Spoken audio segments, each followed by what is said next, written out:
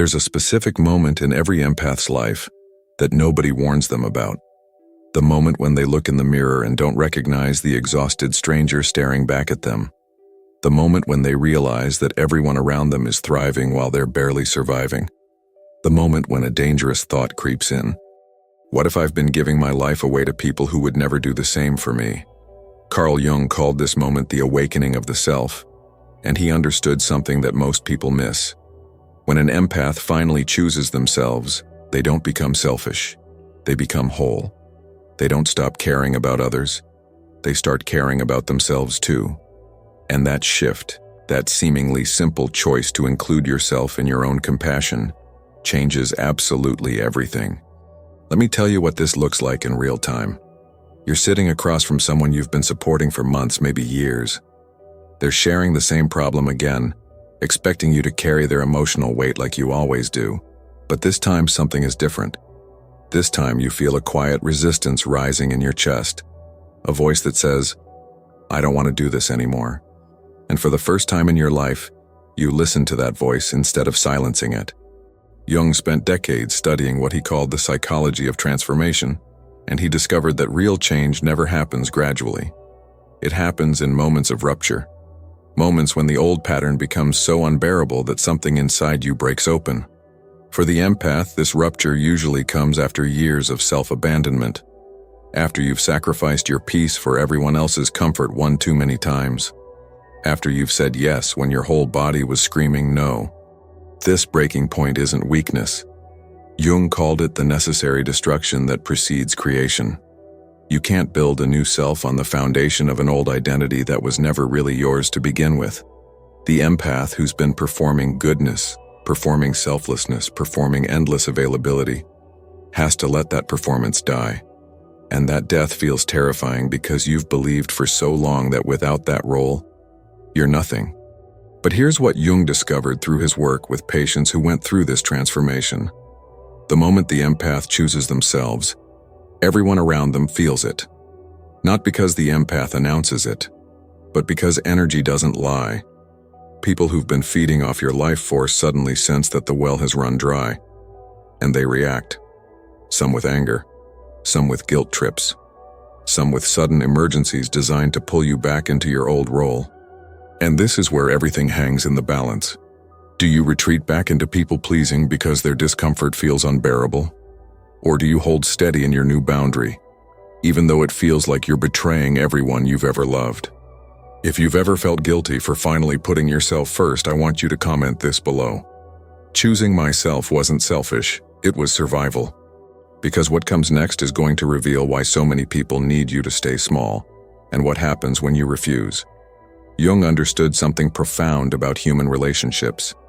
He wrote, "Where love rules, there is no will to power, and where power predominates, love is lacking." The empath who's waking up starts to see their relationships through this lens, and what they discover is often devastating. Many of the people they thought loved them were actually just wielding power over them. Think about the last time you set a boundary with someone. Did they respect it and adjust their behavior? Or did they punish you for it? Did they make you feel guilty for having needs? Did they accuse you of changing, of becoming cold, of not being the person they knew? Jung called these responses the narcissistic wound. When you stop participating in someone's unconscious patterns, they experience your boundary as an attack. This is what I call the empath's revelation. The people who loved the old version of you, the depleted, constantly giving version, don't actually love you. They love what you do for them. They love how you make them feel. They love the service you provide. But they don't love the real you, because they've never actually met the real you. You've been too busy performing. Jung identified this pattern as the helper's trap. The empath becomes so identified with their role as supporter, fixer, and emotional container that they attract people who need exactly that. But these aren't relationships. They're transactions. You provide emotional labor. They provide conditional acceptance. And the moment you stop providing, the acceptance evaporates. When the empath finally chooses themselves, this entire system collapses. Suddenly, the person who was always available isn't answering every call. The one who always said yes starts saying no. The one who absorbed everyone's problems starts redirecting them. Take responsibility for your own feelings. Work that out with a therapist. I'm not available to process this right now. These simple statements feel revolutionary to the empath and threatening to everyone who benefited from their absence of boundaries. Jung observed that when one person in a system becomes conscious, the entire system destabilizes. People don't want you to heal because your healing disrupts their comfort.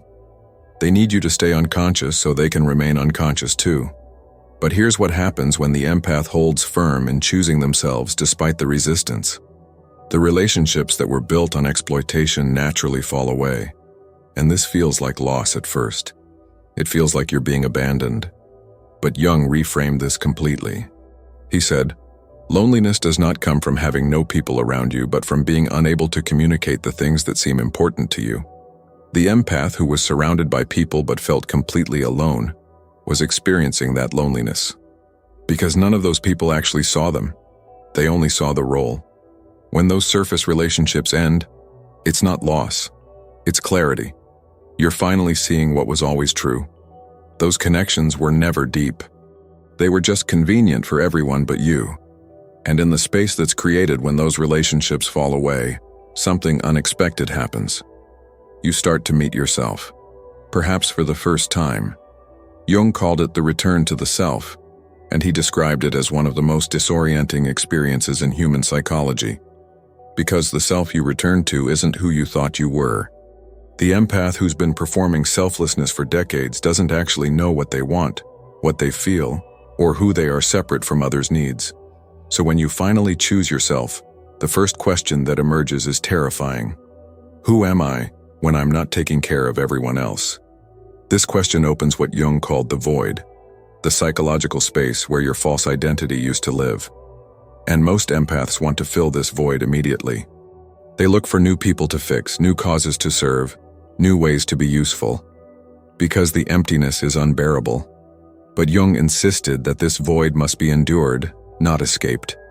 He wrote, "Your visions will become clear only when you can look into your own heart. Who looks outside, dreams. Who looks inside, awakes." The empath who chooses themselves has to resist the urge to immediately fill their calendar with new obligations. They have to sit with the discomfort of having unstructured time. They have to tolerate not being needed. This phase is what I call the empath's wilderness period. You've left the old patterns behind, but you haven't yet arrived at the new way of being. You're in between identities. And Jung understood that this in-between space is where real transformation happens. Not in the doing, but in the being. Not in the activity, but in the stillness.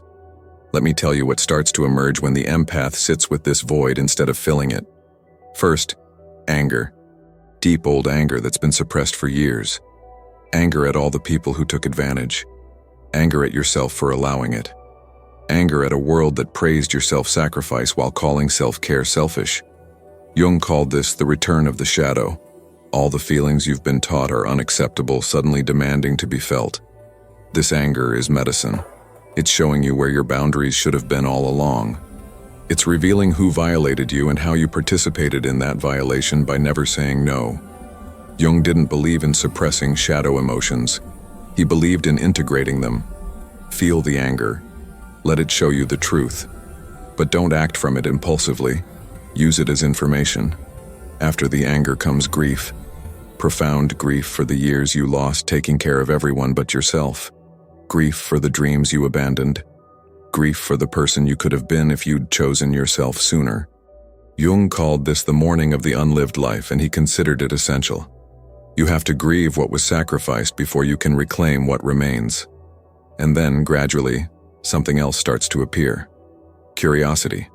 Who am I without my role as helper? What do I actually enjoy? What brings me alive when I'm not performing for anyone? These questions lead the empath into what Jung called the individuation process, the journey of becoming your authentic self. Jung defined individuation as the central task of human development. It's the process of differentiating yourself from collective expectations and discovering your unique essence. For the empath, individuation requires something specific. It requires the courage to disappoint people. Because you can't be yourself and be everything everyone wants simultaneously. This is what I call the empath's ultimate test. Can you tolerate being seen as selfish by people who are actually selfish for expecting your endless service? Can you endure being called cold by people who never offered you warmth? Can you withstand being accused of changing by people who needed you to stay stuck? Jung observed that individuated people develop what he called psychological independence. They stop needing external validation to know their own worth. They stop changing themselves to fit others' expectations. They become internally referenced rather than externally driven. For the empath, this shift is revolutionary. It means your value doesn't depend on how much you give. Let me show you what this looks like practically. Someone asks you for a favor that you don't want to do. In the past, you would have said yes automatically, resenting yourself later. But now, you pause. You check in with your body. Your body says no. And you trust that no. You say, I'm not available for that. No explanation. No apology. No guilt. The other person might get upset. They might try to convince you. They might say you never help anymore, which is absurd given your history of constant helping. But here's what's different. Their upset doesn't change your answer. You don't rush to soothe their discomfort. You let them have their feelings while you honor your boundary. Jung called this differentiation, the ability to remain yourself in the presence of others' emotional reactions. And it's the skill that empaths need most. Because empaths have been trained to manage everyone else's emotions at the expense of their own. Differentiation says, you can feel however you want to feel, and I can still say no. When the empath finally chooses themselves and practices differentiation consistently, something remarkable happens. The people who are using you leave, and the people who actually love you stay, but they relate to you differently. They respect your boundaries. They reciprocate your care. They don't expect you to carry them. They walk beside you instead. Jung wrote, "The meeting of two personalities is like the contact of two chemical substances. If there is any reaction, both are transformed. But transformation only happens in relationships where both people show up as themselves. The empath who was always performing couldn't transform anyone because they weren't actually present. They were a role, not a person. Now that you're choosing yourself, you become capable of genuine intimacy for the first time. Because intimacy requires vulnerability, and vulnerability requires that you show your real self, needs, limits, and all. Have you noticed that the moment you started honoring your own needs, certain people disappeared from your life? If yes, comment this. The trash took itself out. Because what you're about to discover is that choosing yourself isn't just about who leaves, it's about who arrives. And the quality of connection available to someone who's finally being authentic is incomparable to anything you've experienced before. Jung believed that when you individuate, you don't just change yourself, you change the entire field of relationships around you. He called this the constellation effect. Your transformation constellates transformation in others, not because you're trying to change them, but because your authenticity gives them permission to consider their own. Think about what happens when someone in your family finally stops participating in dysfunctional dynamics. Maybe they stop enabling an addicted relative. Maybe they stop mediating everyone's conflicts. Maybe they just stop showing up to toxic gatherings. At first, everyone's angry, but over time, something shifts. Other people start setting boundaries too. The system begins to reorganize around health instead of pathology. This is what empaths don't realize. Their people-pleasing wasn't just harming them. It was enabling everyone else's unconsciousness. By constantly smoothing over problems, absorbing tension, and managing emotions, the empath prevented others from developing their own emotional capacity. Jung called this the helper's paradox. Your help kept everyone helpless.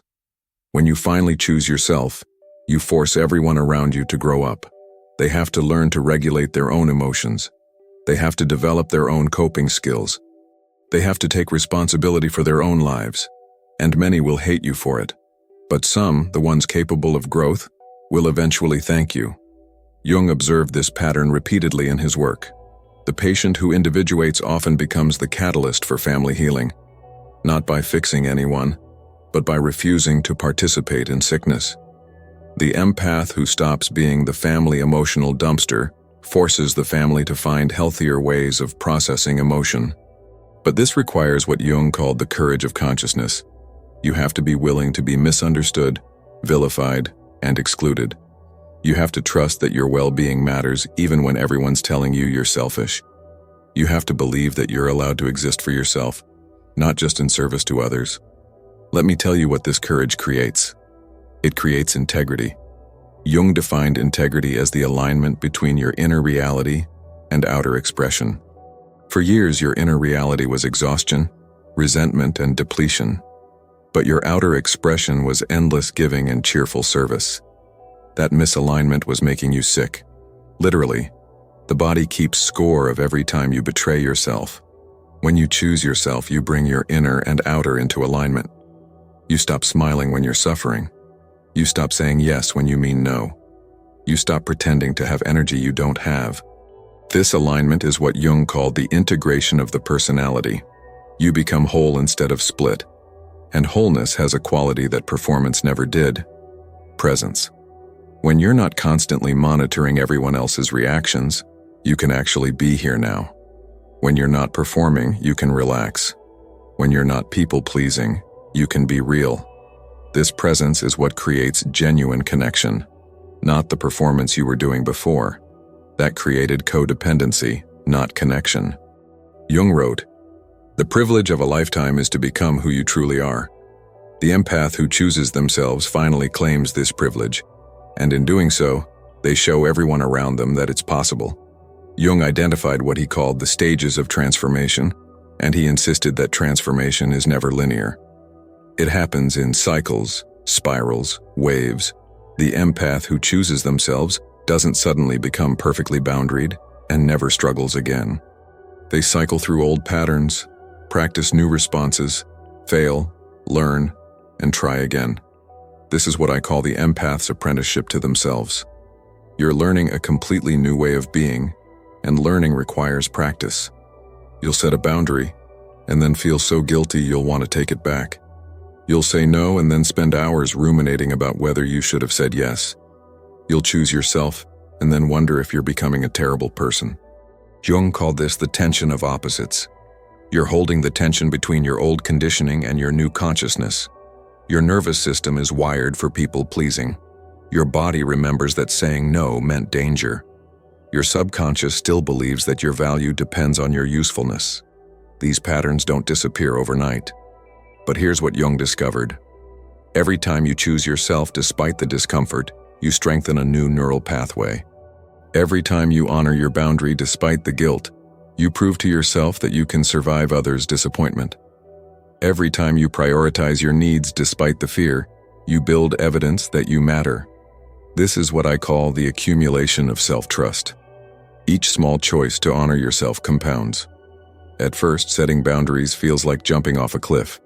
But after you've done it 100 times and survived every time, it starts to feel normal. The guilt diminishes. The fear quiets. The confidence grows. Jung observed that people who successfully individuate develop what he called a relationship with the self. They learn to check in with themselves, trust their inner knowing, and prioritize their own well-being without needing permission from others. This internal relationship becomes the foundation of all external relationships. Think about how you used to make decisions. You probably checked with everyone else first. What do you think I should do? Does this seem okay?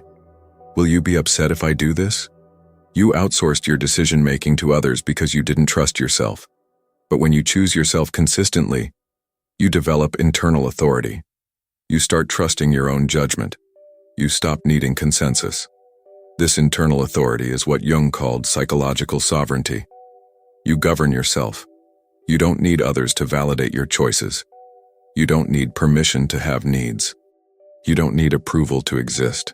This sovereignty is what makes you unmanipulatable. Because manipulation only works on people who doubt themselves. When someone tries to guilt you now, you recognize it.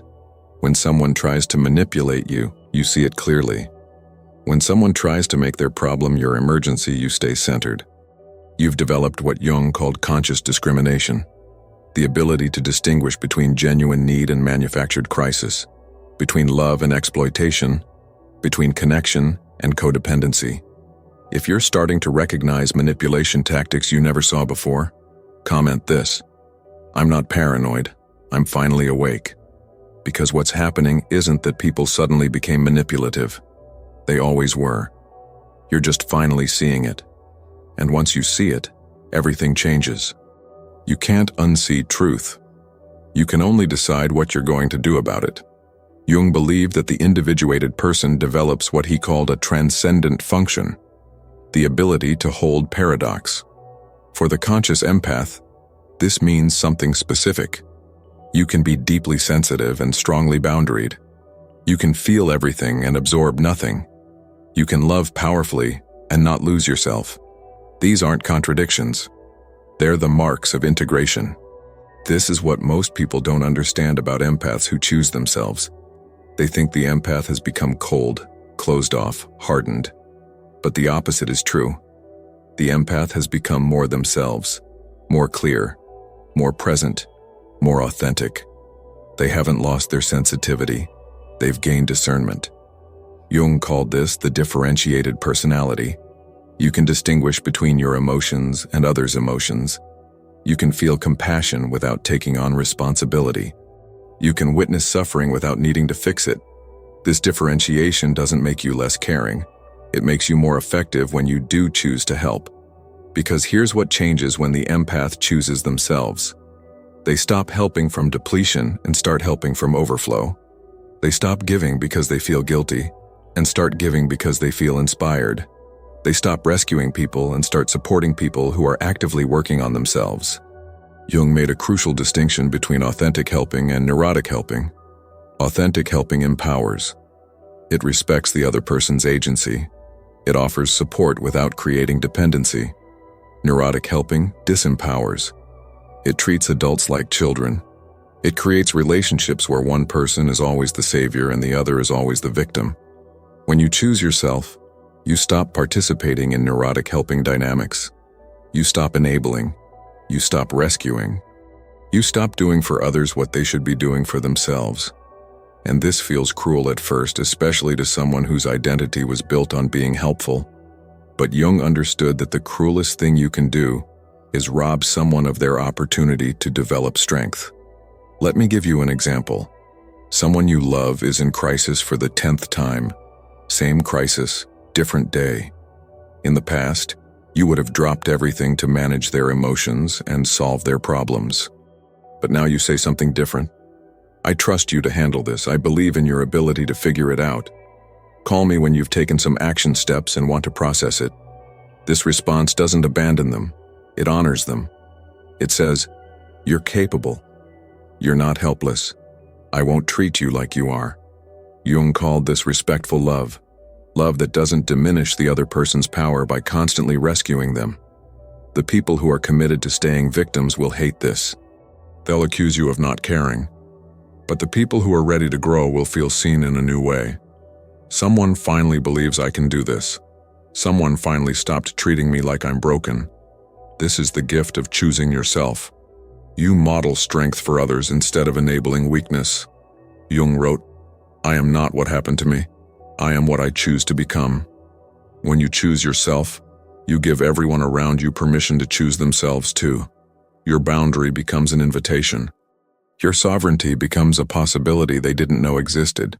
Jung spent his entire career studying human transformation, and he concluded with something profound. The goal of life isn't to become perfect. It's to become whole. And wholeness includes everything. Your light and your shadow. Your strength and your vulnerability, your generosity and your healthy selfishness. The empath who finally chooses themselves steps into this wholeness. They stop trying to be only light, only giving, only selfless. They integrate their shadow, the parts of themselves that want, need, and sometimes say no. They embrace their vulnerability, admitting they don't have endless capacity. They claim their healthy selfishness, understanding that self-care isn't selfish at all. This integration is what Jung called the realization of the self, and he believed it was the highest achievement of human consciousness. Not becoming something you're not, but becoming fully what you are. For the empath, this means accepting that you're allowed to be both sensitive and boundaried, both feeling and sovereign, both connected and independent. When you choose yourself from this place of wholeness, your entire life reorganizes. Your relationships become reciprocal instead of one-sided. Your energy returns because you're no longer giving it away indiscriminately. Your health improves because your body isn't carrying everyone else's stress.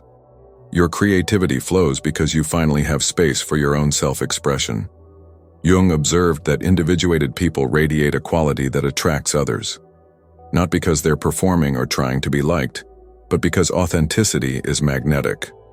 When you're finally being yourself, the right people feel drawn to you, not because of what you can do for them, but because of who you are. This is the life that becomes possible when the empath chooses themselves. Not a life without challenges, but a life where challenges don't destroy you because you're no longer destroying yourself. Not a life without relationships, but relationships that nourish you instead of drain you. Not a life without giving, but giving that comes from joy instead of obligation. Jung's final message to those on the individuation path was this: your vision becomes clear only when you can look into your own heart. Who looks outside, dreams. Who looks inside, awakes. The empath who chooses themselves awakens from the dream that they exist to serve everyone else. They awaken to the truth that they're allowed to exist for themselves, and that awakening changes everything. So here's what I want you to understand as we close. Choosing yourself isn't a one-time decision. It's a daily practice. It's 1,000 small moments where you honor your needs over others' expectations. It's the accumulation of choices that eventually becomes your new identity. Not the helper, not the fixer, not the endless giver, but the whole boundaried sovereign version of yourself that you were always meant to become. If this resonates with your journey, I'd love to hear from you in the comments. What changed in your life when you finally chose yourself? What became possible that wasn't before? Your story might be the catalyst another empath needs to begin their own transformation. And if you found value in this exploration of Jung's psychology and the empath's path to wholeness, please consider subscribing. We go deep into shadow work, individuation, and the journey to authentic selfhood here. Share this with any empath who needs permission to finally choose themselves. Thank you, genuinely, for spending this time with me. Thank you for having the courage to consider that choosing yourself isn't selfish. Thank you for being willing to disappoint others to stay true to yourself. The world needs empaths who are whole, not depleted.